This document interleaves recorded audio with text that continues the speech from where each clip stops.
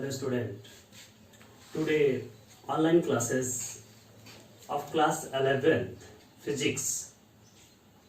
हम लोग आज क्लास 11 फिजिक्स के बारे में जानेंगे. पहला लेक्चर इसका है. तो सबसे पहले पहला चैप्टर ही आपका जो है वो क्या है, फिजिकल वर्ल्ड. यानी फिजिक्स के बारे में इस चैप्टर में केवल हमको इंट्रोडक्शन जानना है कि फिजिक्स क्या होता है, कैसे होता है, क्या करता है, उसका क्या रीजन है, उसका क्या स्कोप है, एक्सेट्रा. तो देखते हैं हम लोग फिजिकल वर्ल्ड. ये आपके बुक का पहला चैप्टर है और इसमें सबसे पहले हम लोग जानेंगे फिजिकल वर्ल्ड. जानने से पहले सबसे पहले जानेंगे क्या फिजिक्स क्या होता है. फिजिक्स, ठीक है. तो फिजिक्स जो होती है साइंस की वो ब्रांच होती है जिसमें हम लोग किसके बारे में स्टडी करते हैं, स्टडी ऑफ नेचर. फिजिक्स मतलब क्या होता है, स्टडी ऑफ नेचर. फिजिक्स मतलब होता है स्टडी ऑफ नेचर. नेचर के बारे में जिसमें स्टडी करते हैं, नेचर, नेचुरल फिनोमिना के बारे में, इसलिए इसको हम लोग नेचुरल साइंस भी कहते हैं. नेचुरल साइंस, फिजिक्स को हम लोग कहते हैं क्या, natural science. It is natural science. Study of nature is called physics. और इसको हम लोग कहते हैं क्या, नेचुरल साइंस. नेचर के बारे में जो भी चीजें होती हैं सब की सब फिजिक्स में स्टडी की जाती हैं. ये दिन कैसे होता है, रात कैसे हुई, बारिश कैसे होता है, बादल कैसे बनता है, ठीक है, समुद्र में तूफान कैसे आता है, ठीक है. तो ये सारी चीजें, ये लाइट कैसे आती है, हम बोल रहे हैं आपके पास आवाज कैसे पहुंच रही है, ये आपको ऑनलाइन कैसे आवाजें सुनाई दे रही हैं, ये सारी की सारी चीजें क्या हैं, फिजिक्स हैं. यानी फिजिक्स मतलब क्या, आवर डेवलपमेंट. यानी हमारे डेली लाइफ में जो भी सारी चीजें हैं, एक तरह से हम कह सकते हैं चारों तरफ से हम क्या है, फिजिक्स से ही घिरे हुए, ठीक है. यानी हमारे सुख सुविधा के जितने भी सारे साधन होते हैं, छोटी से छोटी चीज से लेकर बड़ी से बड़ी चीज तक, सबके सब क्या है, सब फिजिक्स है, ठीक है. तो ये नेचुरल साइंस हुआ. यानी कह सकते हैं physics is one of the most fundamental. Physics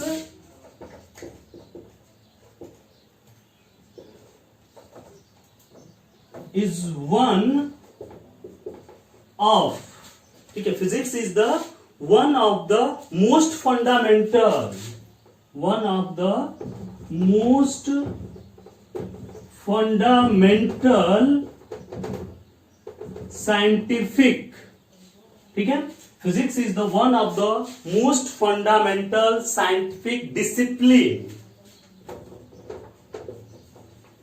ठीक है, one of the most scientific discipline. यानी एक प्रकार की ये साइंटिफिक डिसिप्लिन होती है, एक बाउंड्री होती है किसी के एवं हमको क्या करना है, आगे की तरफ हम डिसिप्लिन में, यानी एक साइंटिफिक वे में आगे की तरफ क्या होते जाए, बढ़ते चले जाएं, तो उसी को हम लोग क्या कहते हैं, साइंस कहते हैं, ठीक है.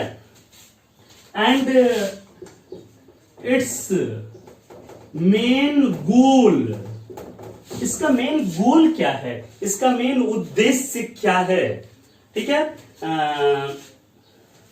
Main goal, it's main goals इसका क्या है कि जो यूनिवर्स के जो भी हमारे जो अंडरस्टैंड होते हैं, understand how the universe behave, ये पूरा यूनिवर्स किस प्रकार से बिहेव करता है, यूनिवर्स की सारी चीजें किस प्रकार से बिहेव करती हैं, ठीक है.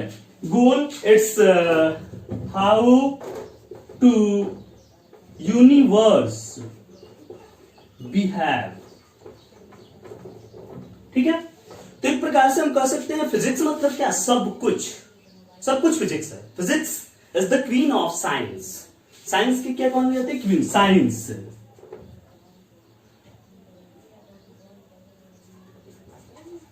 साइंस मतलब क्या होता है. साइंस हमको नहीं पढ़ना है यहाँ पे कि साइंस से क्या मतलब, उससे हमको कोई मतलब नहीं है अभी. साइंस आप जानते हैं, साइंस मतलब क्या होता है, well qualified knowledge, well developed knowledge. यानी साइंस मतलब क्या, टू नो, जानना. यानी क्या हम जानना चाहते हैं उसी को हम क्या कहते हैं, साइंस. साइंस मतलब नॉलेज, कितना नॉलेज हम प्राप्त कर सकते हैं, ठीक है. तो ये चीजें होती हैं, ये हमारा क्या हो गया, फिजिक्स हो गया. ये आपके फिजिक्स का क्या हुआ, डिफिनीशन हुआ, ठीक है. तो इस प्रकार से हम इसको क्या करते हैं, ऐड करते हैं। आगे हम लोग चलते हैं, इसको फिजिक्स के दो चीजों के बारे में बताएंगे। फिजिक्स में दो चीजें होती हैं, ठीक है। जो भी फिजिक्स है, मैंने कहा कि एक फिक्स चीजें होती है फिजिक्स में, यानी एक वे में चलता है, तो दो वे में चलता है, यूनिफिकेशन एंड रिडक्शन। फिजिक्स दो वे में काम करता है, यूनिफिकेशन एंड रिडक्शन। यूनिफिकेशन मतलब क्या, एवरीथिंग, जितनी भी सारी चीजें उसको एक वे में, everything in one way, everything in one way, एक तरीके से सभी चीजों को क्या करना, डिस्क्राइब कर देना। मतलब क्या, एक लॉ से सभी चीजों को क्या कर देना, बता देना। यानी एक लॉ से बहुत सारे थ्योरम को क्या कर देना, प्रूफ कर देना, यानी एक से सब बहुत सारा चीज बन जाए, ठीक है। उसको हम कहते हैं यूनिफिकेशन, यानी यूनिक करना उसको, ठीक है। तो फिजिक्स यूनिक सब्जेक्ट है ही, ठीक है। तो एक तरह से देखते हैं फिजिक्स इन वन वे, ठीक है। यानी कहने का मतलब क्या है, जैसे कोई भी लॉ हम लोग ले लेते हैं, law of conservation of energy या ग्रेविटेशन लेते हैं, ठीक है। Gravitation, law of conservation of energy, law of conservation of momentum, ये सभी बहुत सारे लॉ को डिस्क्राइब करते हैं। जैसे यहां पर हम देखते हैं ग्रेविटेशन, ग्रेविटेशन से बहुत सारी, जैसे ये है, इस बॉडी को हम लोग क्या करते हैं, यहां से ऊपर से नीचे छोड़ दें, ये भी लॉ ऑफ कंजर्वेशन ग्रेविटेशन को दिखाता है। सन के चारों तरफ अर्थ रिवॉल्व करती है, अर्थ के चारों तरफ मून रिवॉल्व करता है, वो भी ग्रेविटेशन बताता है, ठीक है। कोई बॉडी स्विंग कर रही है, वो भी ग्रेविटेशन बताता है। तो बहुत सारे फैक्टर्स को, हम बॉडी को फॉल कर फेंकते हैं, ये बॉडी फिर नीचे आ जाती है, ये भी क्या है, ग्रेविटेशन, ठीक है। तो ये सारी चीजें, एक चीज ग्रेविटेशन डिनोट करता है। रिडक्शन क्या है, रिडक्शन मतलब क्या, इसको पार्ट पार्ट में तोड़ कर करें, पार्ट वाइज, यानी एक पार्ट में उसको कर ले, फिर उसके बाद उसको आगे बढ़े, फिर उसके बाद ये गाड़ी मूव कर रही है, क्यों मूव कर रही है, पहले बताया फ्रिक्शन के कारण, कैसे मूव कर रही है फिर बताया, ठीक है। अलग अलग लॉ लगा करके उसको जब बताते हैं तो वो उसको कहते हैं क्या, रिडक्शन। यानी रिडक्शन में पार्ट वाइज, यानी बांट बांट करके उसको सॉल्व करना, ये हमारे क्या कहलाता है, रिडक्शन कहलाता है, ठीक है। तो इसको थोड़ा सा आप नोट कर लीजिए, फिर हम आगे बढ़ते हैं।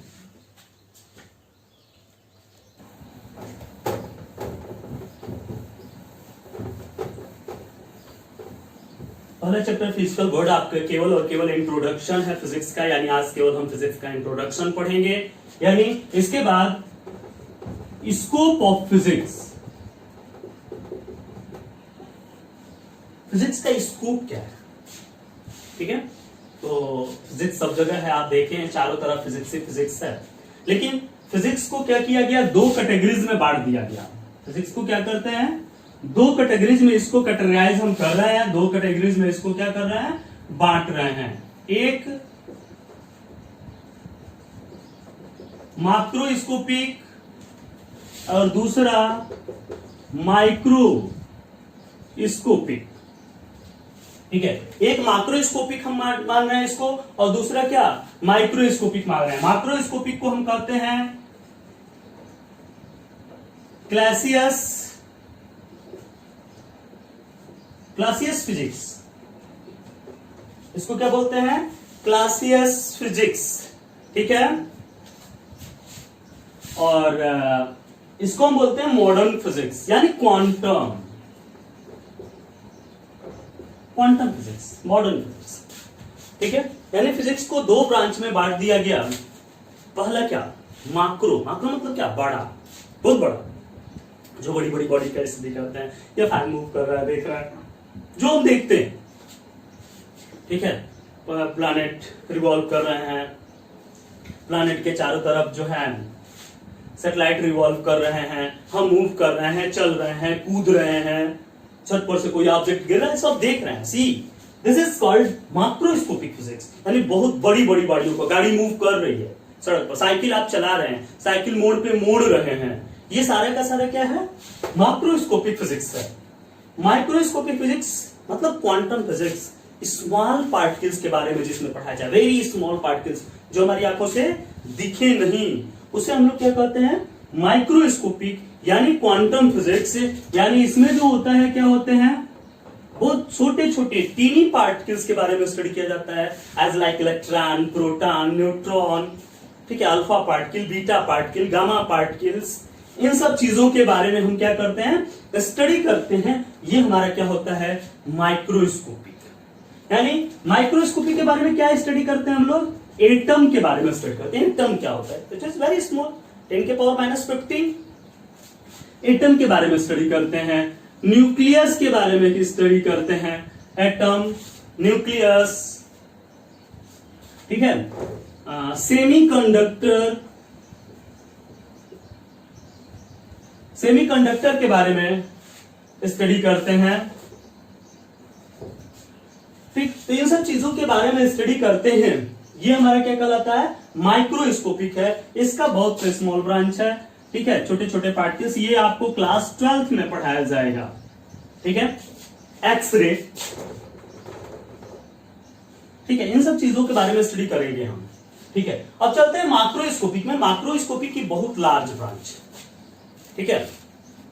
माक्रोस्कोपिक की हमारी पहली ब्रांच जो है, माक्रोस्कोपिक की पहली ब्रांच, ठीक है, इसको माक्रोस्कोपिक को हम क्या करते हैं, 4 ब्रांच में बांट ले रहे हैं। कितने ब्रांच में बांटते हैं, 4 ब्रांच में इसको बांट ले रहे हैं, ठीक है।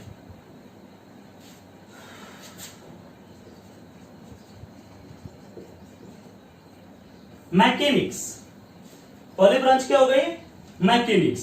ये फर्स्ट ब्रांच आपकी हुई क्या, मैकेनिक्स। पहली ब्रांच को हम बोलते हैं क्या, मैकेनिक्स बोलते हैं। मैकेनिक्स में किस चीज की स्टडी करते हैं, मैकेनिक्स मतलब क्या, मोशन, मोशन के बारे में स्टडी करते हैं, फोर्स के बारे में स्टडी करते हैं, वर्क के बारे में स्टडी करते हैं। ये फैन मूव कर रहा है, कैसे मूव कर रहा है फैन, इन सब चीजों के बारे में क्या करते हैं, स्टडी करते हैं। तो इसे हम क्या कहते हैं, मैकेनिक्स कहते हैं। यानी मैकेनिक्स के अंतर्गत 11th का मोस्टली 80% पार्ट मैकेनिक्स के अंतर्गत आता है। माने बड़ी बॉडीज के बारे में हम स्टडी करते हैं। यानी मैकेनिक्स के अंदर हम स्टडी करेंगे आपके जो चैप्टर्स हैं, मोशन, ठीक है, जो काइनेमेटिक्स आपको पढ़ाया जाएगा, मोशन हो गया, दूसरा क्या हो गया, फोर्स हो गया, फ्रिक्शन, ठीक है, फोर्स हो गया, फ्रिक्शन है, work, system of particle, gravitation,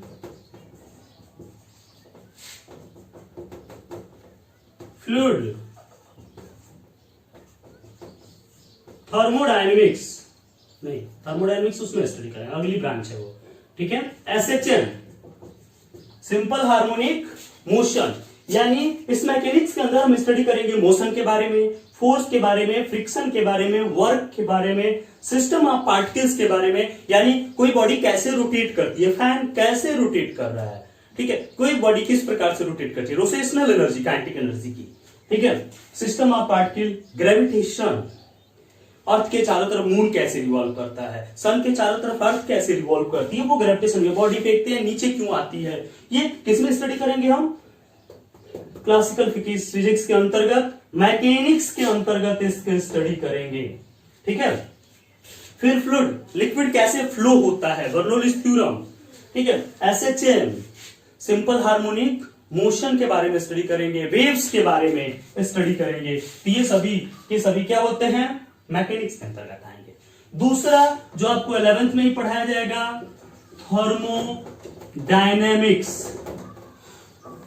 thermodynamics, इसके अंतर्गत हम लोग क्या पढ़ेंगे, हीट के बारे में पढ़ेंगे, टेम्परेचर के बारे में पढ़ेंगे, हीट इंजन के बारे में पढ़ेंगे, ठीक है। हीट इंजन के बारे में, यानी इंजन कैसे, हीट इंजन कैसे बना, किस प्रकार से उसकी इफिशियंसी कितनी होती है, ये सारी चीजों के बारे में स्टडी करेंगे किसके अंतर्गत, थर्मोडायनेमिक्स के अंतर्गत। अगला आपका ये ब्रांच है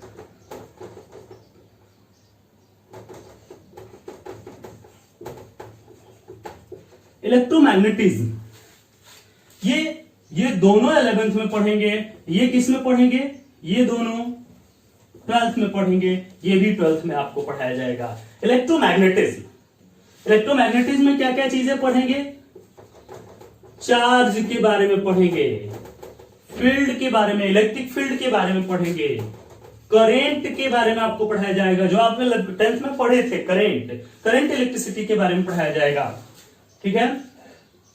फिर मैग्नेटिज्म, मैग्नेट के बारे में पढ़ाया जाएगा, कैसे मूव होता है, मैग्नेट से कैसे करंट फ्लो होती है। एसी एंड डीसी के बारे में पढ़ाया जाएगा, इलेक्ट्रोमैग्नेटिक वेव के बारे में पढ़ाया जाएगा। ठीक है। तो ये सारी चीजें जो होंगी किसके अंतर्गत पढ़ाई जाएंगी? इलेक्ट्रोमैग्नेटिज्म के अंदर। और फिर ऑप्टिक्स,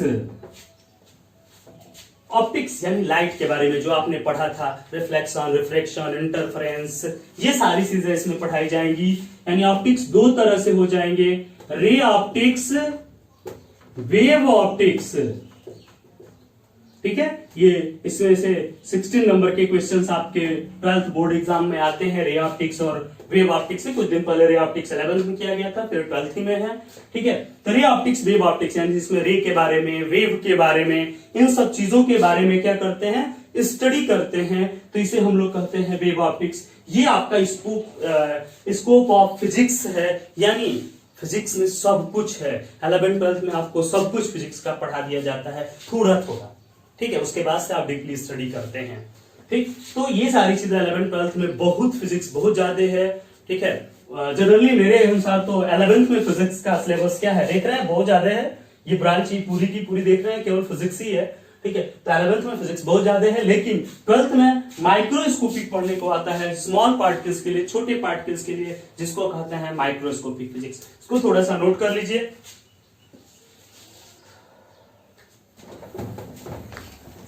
ये था आपका scope of physics.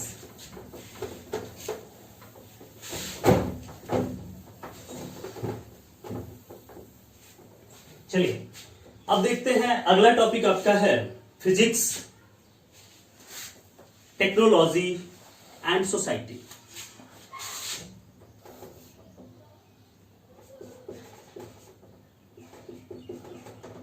Physics, technology and society.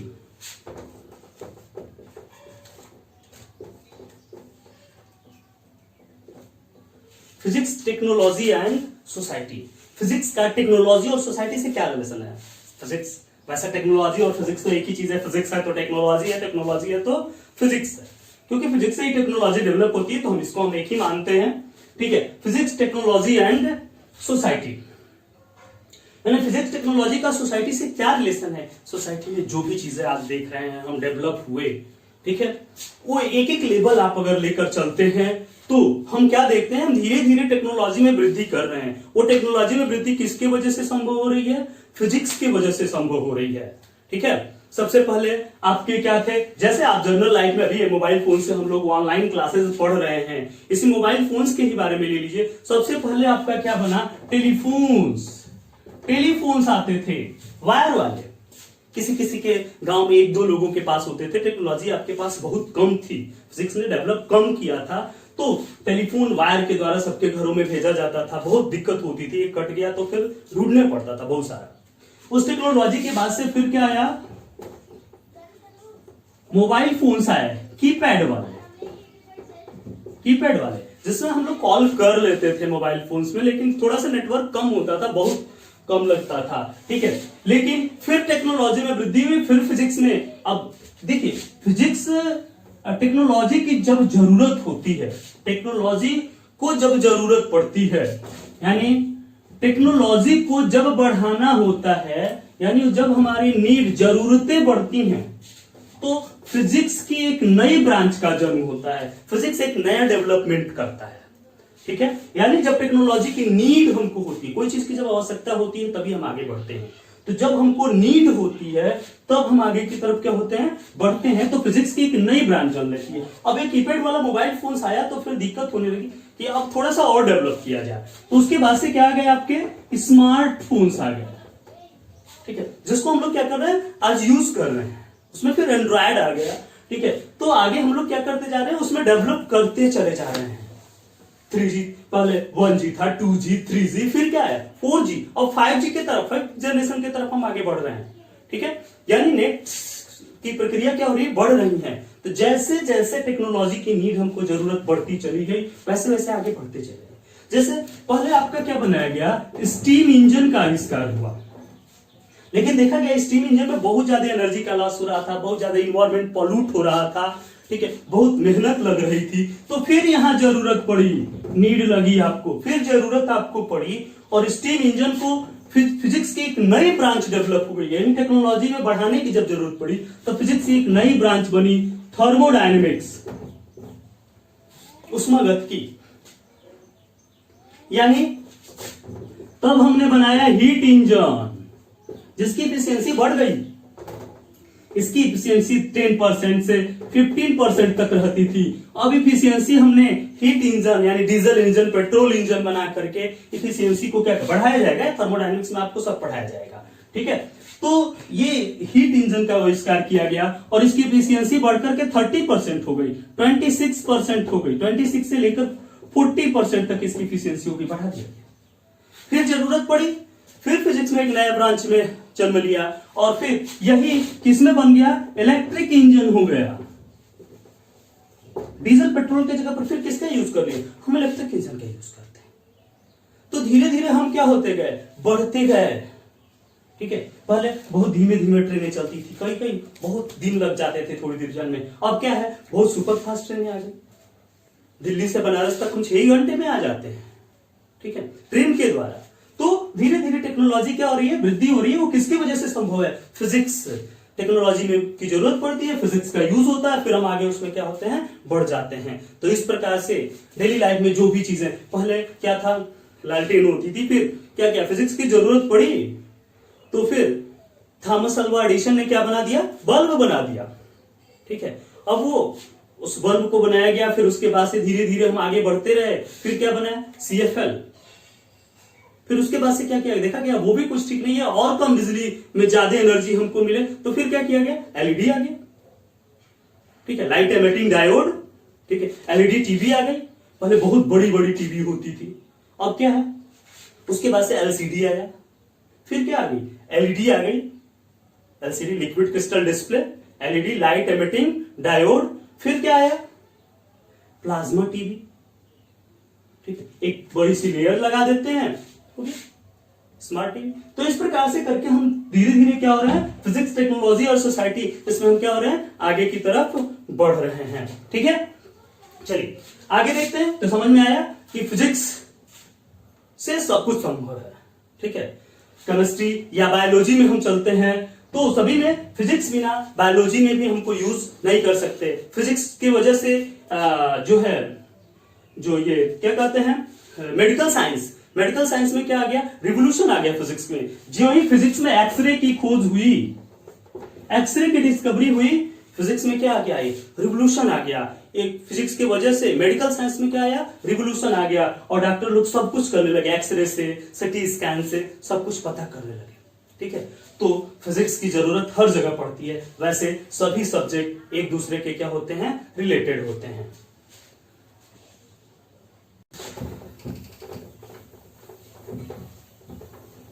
तो इस तरह से हमने देखा कि physics related to all subjects, सभी सब्जेक्ट से रिलेटेड है, बिना फिजिक्स का हमारा काम नहीं चल रहा है। वैसे सभी सब्जेक्ट एक दूसरे से क्या होते हैं, रिलेटेड होते हैं। Physics is the king of all subjects, math is the queen of all subject. ठीक है, without math we can not live, बिना मैथ के हमारा काम ही नहीं चलना। मैथ तो सब लोग जानते हैं, कौन नहीं जानता, सब लोग मैथ जानते हैं। ठीक है, बिना मैथ का काम चलेगा, दुकान पर सामान लेने गए, वो दुकानदार से आपको पैसा वापस लेना है, मैथ नहीं आएगा तो नहीं लौटा पाएंगे आप। ठीक है, ले पाएंगे। तो ये सारी चीजें हैं। तो सभी सब्जेक्ट एक दूसरे से रिलेटेड होते हैं, उस पर हम लोग को डिस्कस नहीं करते हैं। मेन इसमें है जो फंडामेंटल फोर्स, जो मेन है उसको देख लेते हैं आज इंट्रोडक्शन में। 4 फंडामेंटल फोर्स।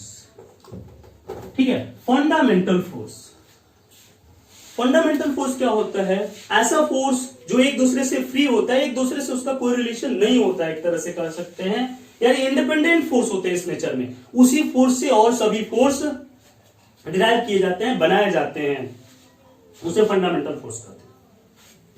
ये फंडामेंटल फोर्स 4 होते हैं। पहला होता है ग्रेविटेशनल फोर्स, दूसरा है इलेक्ट्रोमैग्नेटिक फोर्स, तीसरा है स्ट्रॉन्ग न्यूक्लियर फोर्स और चौथा है वीक न्यूक्लियर फोर्स।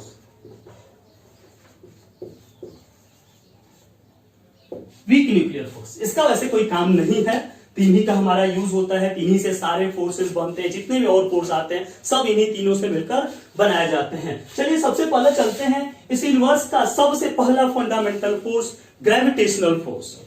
ठीक है, ग्रेविटेशनल फोर्स मतलब क्या? इस यूनिवर्स की दो बॉडीज के बीच जो भी अट्रैक्शन फोर्स लगता है उसे हम क्या कहते हैं? ग्रेविटेशनल फोर्स कहते हैं। आप क्लास 9th में पढ़े थे, क्या पढ़े थे कि कोई भी दो बॉडीज हैं, एक दूसरे से अगर r डिस्टेंस पर हैं तो इनके बीच जो फोर्स लगता है F equal to G m1 m2 upon क्या r स्क्वायर। जहां जी क्या होता था? यूनिवर्सल ग्रेविटेशनल कांस्टेंट, जिसकी वैल्यू कितनी होती थी? 6.67 इंटू 10 के पावर -11 न्यूटन। इधर गया ये मीटर स्क्वायर पर किलोग्राम स्क्वायर। तो इसको न्यूटन ने बताया था कि यूनिवर्स में कोई भी दो ऑब्जेक्ट एक दूसरे को अपने तरफ क्या करते हैं? अट्रैक्ट करते हैं, और इस अट्रैक्शन फोर्स को क्या बोलते हैं? ग्रेविटेशन फोर्स बोलते हैं। ये क्लास 9th में आपने पढ़ा था। वैसे आपका एक चैप्टर है 11th में, इसलिए परिस्थिति यहां नहीं बता रहे, क्योंकि क्लास 11th में आपका एक ये पूरा चैप्टर है, इसमें आपको एक्सप्लेन करके पढ़ाया जाएगा। ठीक है, चलिए। तो ये ग्रेविटेशनल फोर्स जो होता है वीक फोर्स होता है। वीक फोर्स, दुनिया का सबसे weakest force of the nature is called gravitational force. ठीक है, और लॉन्ग रेंज फोर्स होता है। इसकी रेंज जो होती है बहुत ज्यादा होती है। आप देखते हैं सन और अर्थ के बीच बहुत ज्यादा डिस्टेंस है, फिर भी उन दोनों के बीच क्या लगता है? फोर्स ऑफ अट्रैक्शन लगता है। ठीक है, तो ये जो होता है लॉन्ग रेंज फोर्स होता है, बहुत ज्यादा दूर, लगभग इंफिनिटी मान लीजिए। ठीक है, दूसरा फोर्स हम चलते हैं इलेक्ट्रोमैग्नेटिक फोर्स। ठीक है, ये देखिए 1/r² है, इसमें भी 1/r² होता है। यानी सभी फोर्स जो होते हैं, जितने भी फंडामेंटल फोर्स, मतलब क्या? ये F is proportional to 1/r² होंगे। इनवर्स स्क्वायर लॉ को फॉलो करेंगे। किसको फॉलो करेंगे? इनवर्स स्क्वायर लॉ को। यानी दूरी के बढ़ने के साथ साथ इन फोर्स की वैल्यू घटती है। ठीक है, तो ये चीज है इलेक्ट्रोमैग्नेटिक फोर्स। उसी तरह से इलेक्ट्रोमैग्नेटिक फोर्स भी यहां पर हो जाता है। K कांस्टेंट ले लेते हैं, इसके जगह पर Q1 Q2 अपन क्या R स्क्वायर। इसके जगह पर दो चार्जों के बीच जो फोर्स लगता है, ठीक है, उसी तरह से मैग्नेट के लिए भी हो गया। ये जो होता है ये भी लॉन्ग रेंज फोर्स है, बट ये जो होता है one of the strongest force of the nature. Nature का एक स्ट्रॉन्गेस्ट फोर्स ये भी होता है।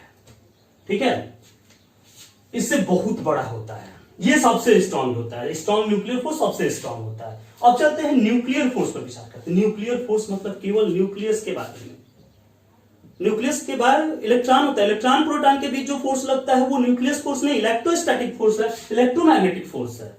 लेकिन न्यूक्लियस के बीच जो फोर्स लगता है, न्यूक्लियस मतलब क्या आप जानते हैं? न्यूक्लियस में क्या होता है? प्रोटॉन और न्यूट्रॉन होता है, और कुछ नहीं होता।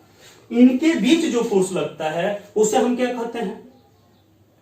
स्ट्रॉन्ग न्यूक्लियर फोर्स कहते हैं। आप ये कहेंगे कि प्रोटॉन के बीच तो दोनों प्लस प्लस हैं, उसमें क्या लगेगा? इलेक्ट्रोस्टैटिक फोर्स लगेगा। वहां पर निग्लेक्सिबल हो जाता है इलेक्ट्रोस्टैटिक फोर्स, रिपल्सन होगा, दूर हटेंगे, ऐसा नहीं। इनके प्रोटॉन के बीच, प्रोटॉन न्यूट्रॉन के बीच, न्यूट्रॉन के बीच एक स्ट्रॉन्ग फोर्स लगता है।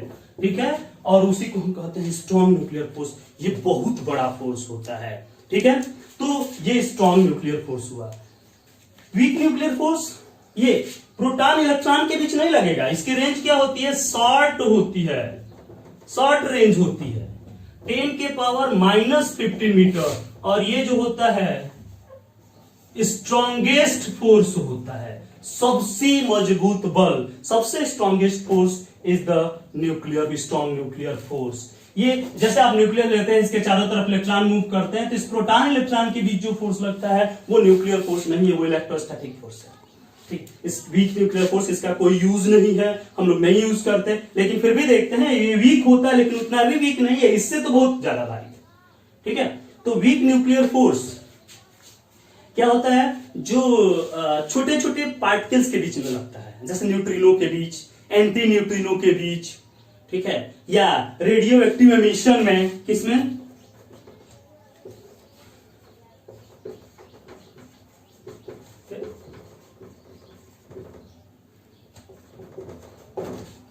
रेडियो एक्टिव एमिशन में, बीटा पार्टिकल्स के निकलने में, गामा पार्टिकल्स के निकलने में, न्यूट्रिनो एंटी न्यूट्रिनो के बीच, तो ये सारी चीजें हैं। ठीक है, यानी कहने का मतलब क्या, ये जो स्ट्रॉन्ग न्यूक्लियर फोर्स है ये सबसे स्ट्रॉन्ग होता है।